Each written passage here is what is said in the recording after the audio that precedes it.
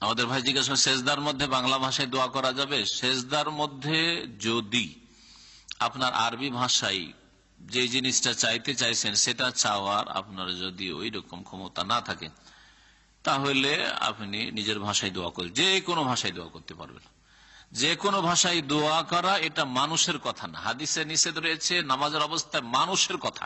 মানুষের কথা হচ্ছে মানুষ মানুষের সাথে কথা বলা। পাশের মুসল্লির সাথে অথবা একটা লোক নামাজ পড়ে না, দাঁড়িয়ে আছে, ওর সাথে যদি আরবিতেও কথা বলেন নামাজ বাতিল হয়ে যাবে।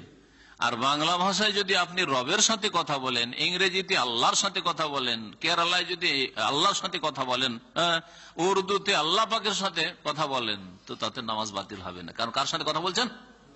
আল্লাহর সাথে কথা বলছেন।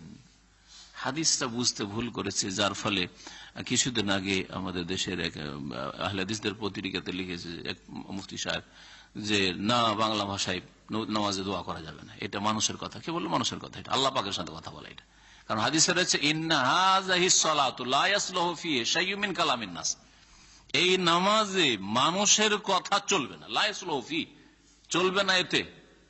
সৌদি রাজকাল বলে না মা ইয়াসলুহু, বলছে না এটা চলবে না, তোমার এরকম করছে। লা ইয়াসলুহু ফিহি, এতে চলবে না, শাইউম মিন কালামিন নাস, মানুষের কোন কথা।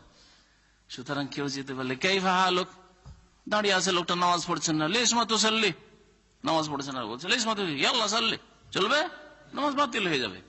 কিন্তু যদি আপনি সেজদায় আল্লাহ তুমি আমাকে মাফ করে দাও বলতে পারছেন না বাংলায়, অথবা আল্লাহ আমার রিজিকে বরকত দাও, আপনি বুঝছেন যে আমি আল্লাহ বারিক লি ফি রিজকি বলতে পারছেন না, আপনি আপনাকে আরবি শিখা ফরজ নাকি? একটা দলিল দেন তো যে আরবি শিখা ফরজ। তবে আরবি শিখা উত্তম, তার আদি কোরআন কারীমের ভাষা। হ্যাঁ, কোরআন শিক্ষা ফরজ, রাসূলের হাদিস শিক্ষা ফরজ, দিন শিক্ষা ফরজ। তালাবুল ইলমি ফরিদাতুন, তালাবুল লুগাতিল আরাবিয়াতি ফরিদাতুন, হাদিস নাই আছে কি? আরবি ভাষা শিক্ষা ফরজ নয়, কিন্তু কোরআন এবং হাদিস, দিন, ইলম মানে শরীয়তের ইলম শিক্ষা ফরজ আলা করলে মুসলিম, প্রত্যেক মুসলিমের উপর, নর হোক আর নারী হোক। এই জন্য এই বিষয়টি একেবারে স্পষ্ট ক্লিয়ার। আর আরবদের ফতোয়াতে কোন দ্বিমত নেই।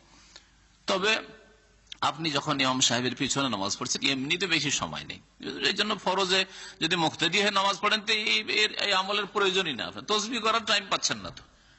হ্যাঁ, যখন আপনি নিজের নামাজ পড়ছেন, সুন্নত নামাজ পড়ছেন, অথবা তাহাজ্জুদের নামাজ পড়ছেন, অথবা একাই ফরজ নামাজ পড়ছেন আর লম্বা করে সুযোগ পেয়েছেন, জামাত হয়ে গেছে, অথবা জামাত নামাজ পড়ার কেউ নেই, সফরে আছেন, পড়েন আপনি আর নিজের ভাষায় দোয়া করেন, কোনো অসুবিধা নেই। দোয়ার দুটো ক্ষেত্র, এই জায়গাগুলিতে আপনি নিজের ভাষায় দোয়া করতে পারেন। হ্যাঁ, যেগুলি নবী করিম সাল্লাল্লাহু আলাইহি সাল্লাম থেকে দুআ, তাসবিহ, জিকির, আজকার নামাজের ভিতরে প্রমাণিত, ওইগুলো অন্য ভাষায় পড়া যাবে না।